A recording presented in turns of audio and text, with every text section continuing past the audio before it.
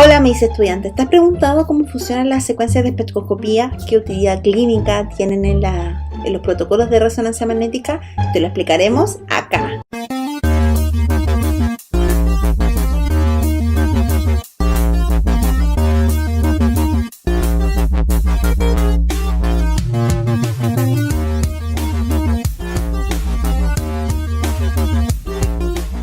Bien, para poder entender entonces las secuencias de espectroscopía tenemos que saber algunas nociones básicas que los vimos en la clase de técnicas de saturación grasa, específicamente en los chemical shift, de la explicación del chemical shift de primer orden. Bien, entonces recordar que el hidrógeno está bajo la influencia de los campos y que al ser excitado con pulsos de radiofrecuencia calzan en el proceso de resonancia. Van a absorber energía que posteriormente se va a liberar al medio una vez que se suelten los pulsos de radiofrecuencia, ¿cierto? Así que podemos obtener imágenes morfológicas, morfopatológicas en resonancia, pero también podemos obtener imágenes por espectroscopía en resonancia magnética, ¿cierto?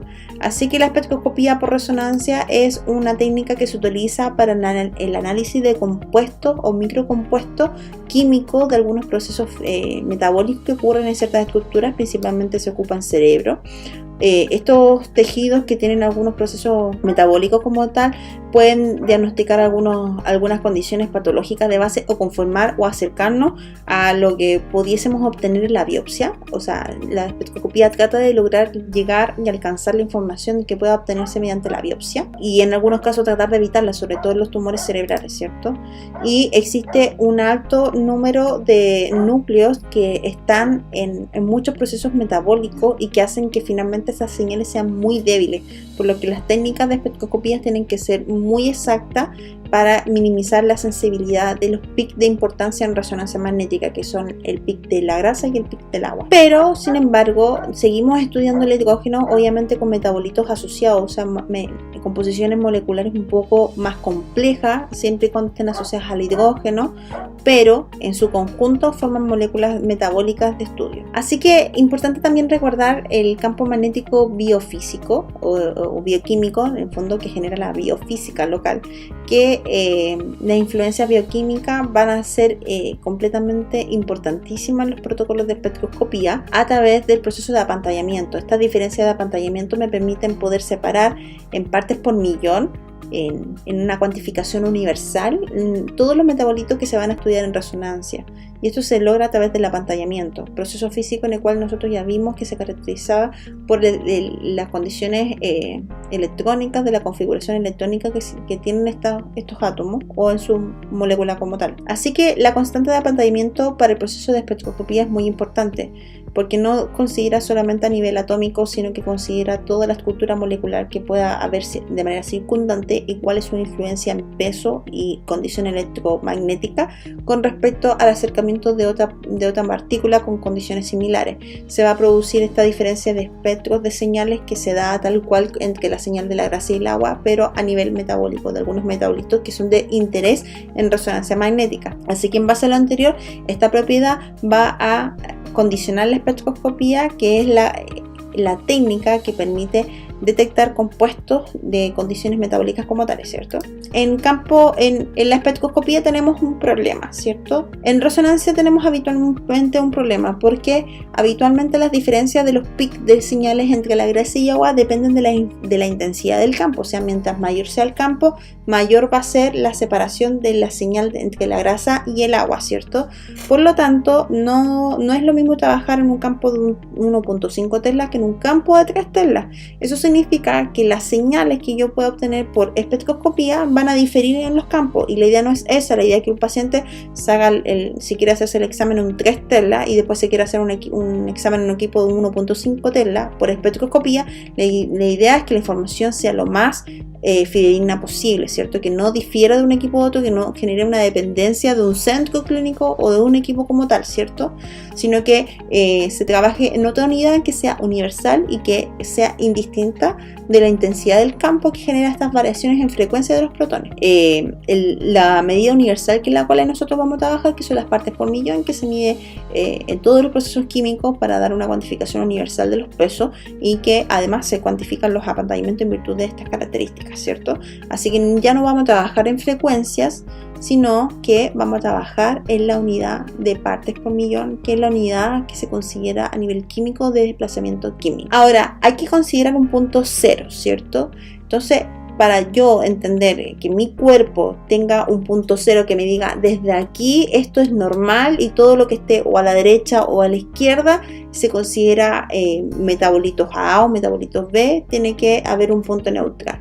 El punto neutral es un metabolito tetrametilciliano. ¿Está en nuestro cuerpo? Claro que sí, lo podemos encontrar en nuestro cuerpo y uno de los metabolitos más estables que existen.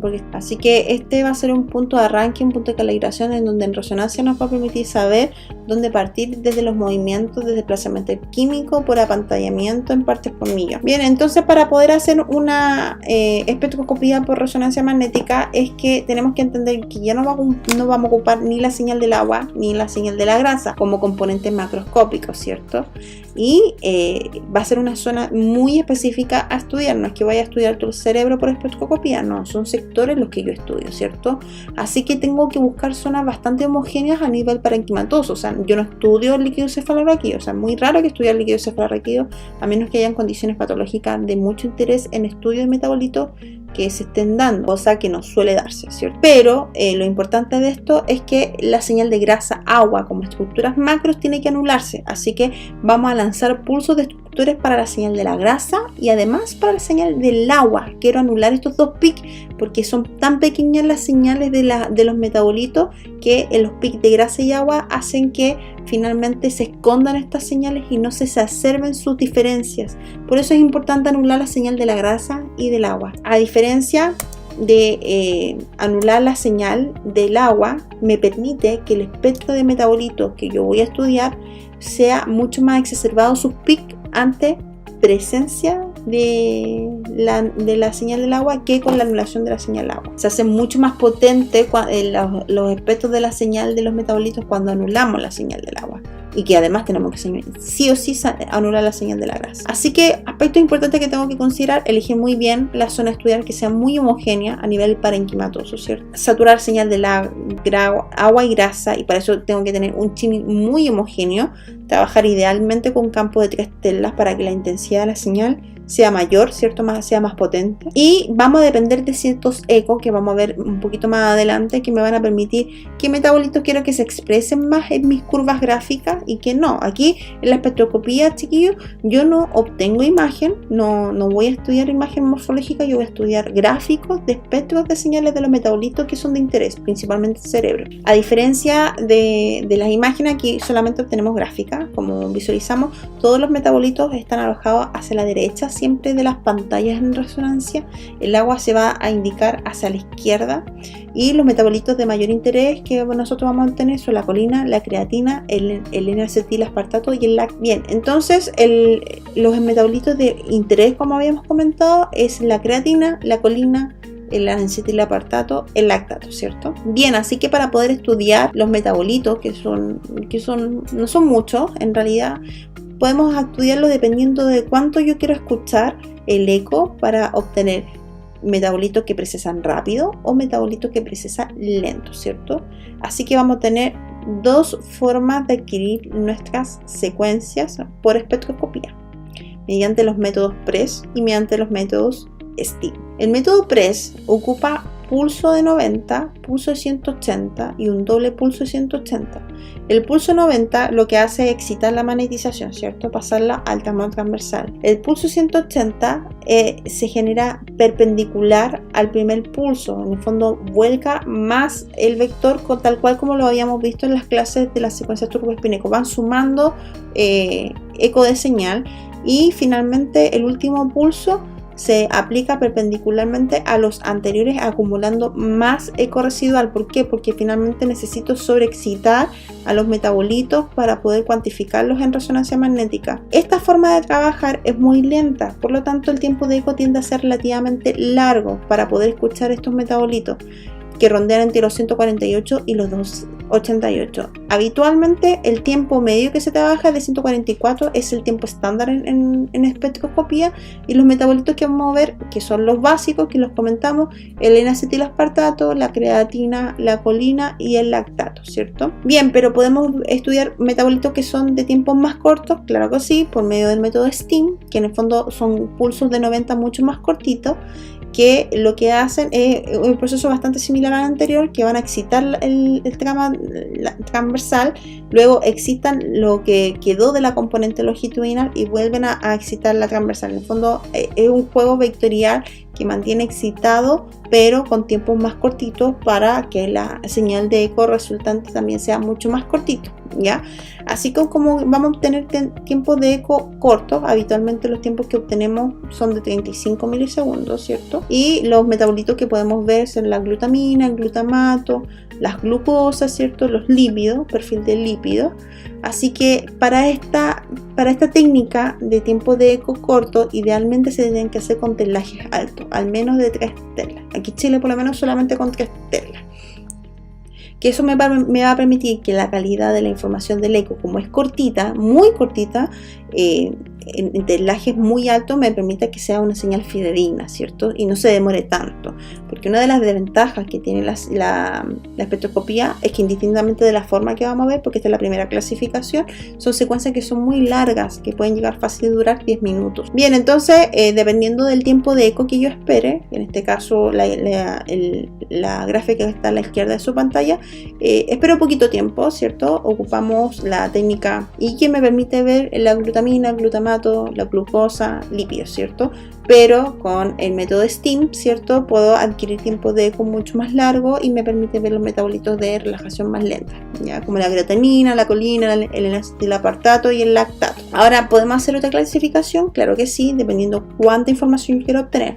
Si quiero trabajar en univoxel o multivoxel. El univoxel es un solo voxel, un voxel grande, que considera los aspectos relevantes de ventaja que tiene trabajar con un voxel macro, hablo no de lo que se trabaja en una matriz convencional en resonancia magnética, sino que de al menos de 20 centímetros, 10 centímetros, a ese nivel podemos trabajar un voxel, o más, a lo mejor estoy exagerando, 8 centímetros, 6 centímetros, ya eso es grande, ¿cierto? Como un voxel grande. Bien, entonces lo que ganamos es una buena relación señal-ruido, porque el voxel es mucho más gordito, y al tener un voxel más gordo caen más protones, y por ende la adquisición del eco es mucho más fuerte, ¿cierto? Desventaja es que el volumen está muy limitado, porque me estudia solamente ese segmento y únicamente ese segmento del voxel en donde lo dispuse. El bloque depende directamente de la anatomía, de la homogeneidad de la anatomía, que es lo que buscamos, ¿cierto? Mientras que el multivoxel es una malla, una matriz de múltiples voxels, que ahora sí son mucho más pequeñitos, pero la ventaja es que puedo buscar en un espectro de espacio los metabolitos de distintas zonas de interés, que lo vamos a ver más adelante, pero el contra es que esta secuencia se demora mucho más que el modo monovoxel, ¿cierto? Y además perdemos mucha relación señal-ruido porque el voxel es mucho más pequeño. Así que el monovoxel está indicado principalmente en zonas de alta complejidad de interfase de materia, como la fosa posterior, por ejemplo, o presencia de tumores que estén cerca de los flujos de líquido cefalorraquídeo, cerca de los ventrículos, por ejemplo, o que estén cerca de la calota. Mientras que el multivoxel se ocupa en todos los territorios que estén idealmente en el supratentorial, ¿cierto? Y que me permitan estudiar principalmente parénquima cerebral, estudiar tumores de importancia en distintos segmentos, ¿cierto? Y sabiendo las ventajas y desventajas que tiene cada una de estas formas de adquisición, ¿cierto?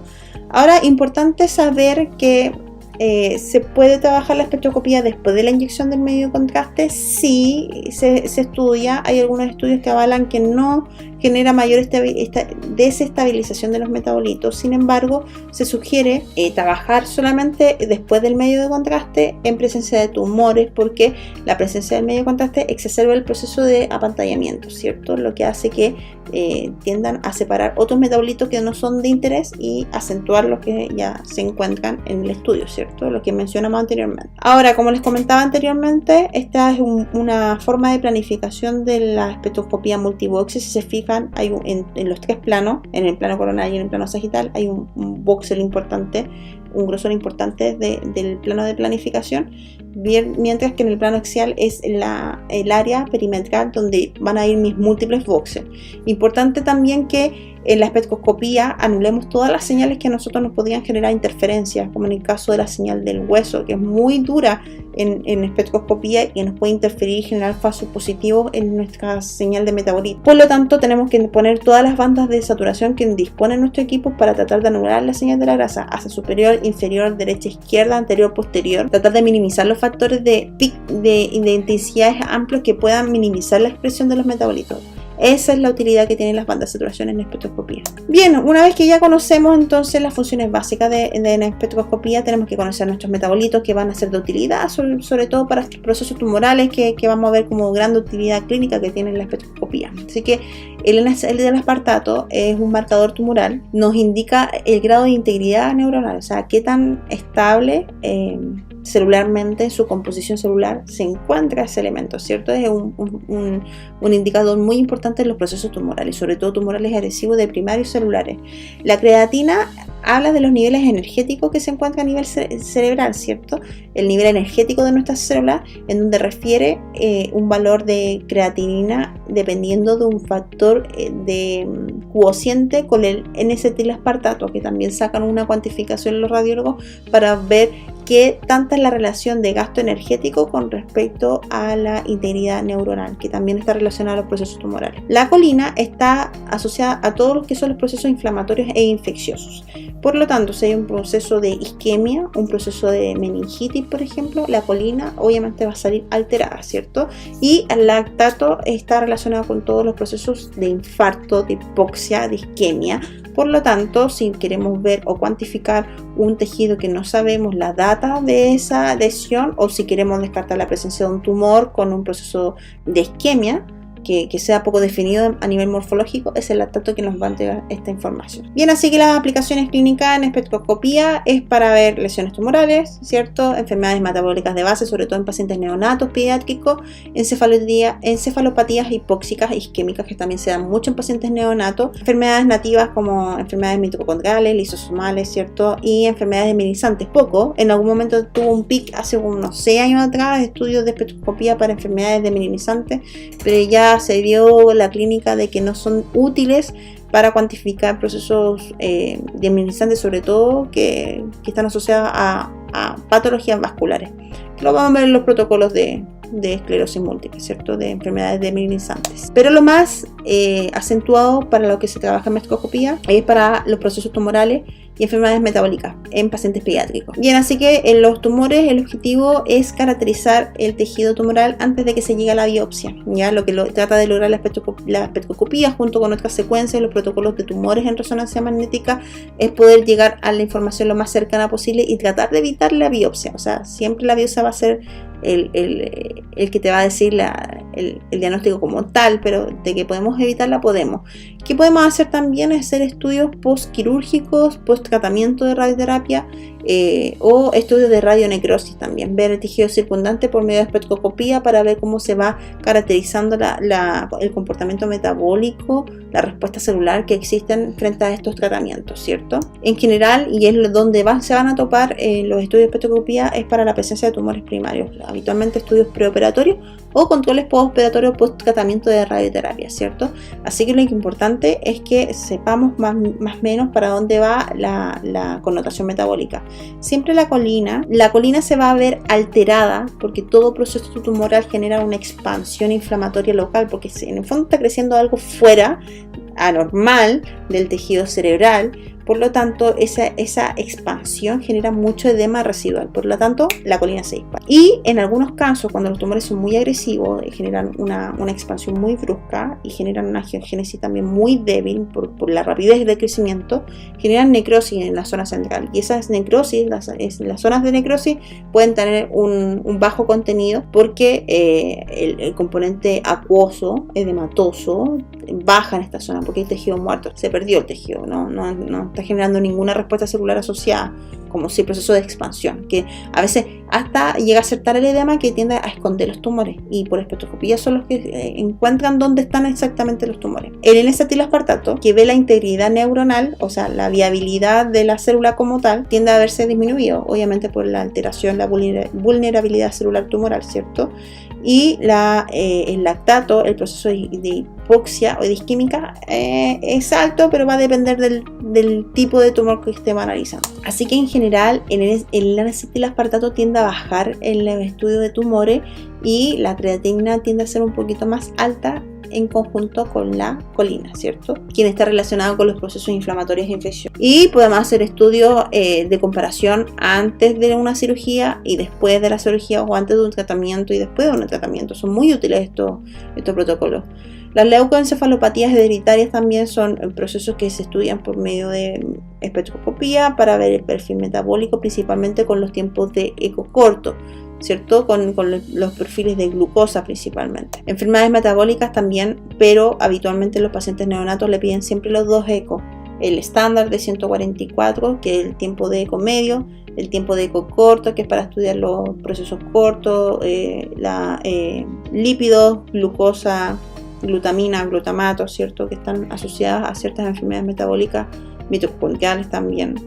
Lactatemia, retraso del desarrollo psicomotor. Muchos de los trastornos del retraso del desarrollo psicomotor están relacionados a enfermedades metabólicas, sobre todo cuando han tenido crisis neonatales en el parto por hiperbilirrubilemia o hiperglicemias locales que no han sido tratadas de manera correcta. Eso, chicos, traté de compactar todo lo que son los procesos de espectroscopía porque es muy larga la clase, así que cualquier duda que ustedes tengan, les sugiero que lean el Gili. Es muy cómodo para leer este ítem, así que el resto de las dudas las podemos resolver de manera sincrónica. Que estén muy bien, nos vemos.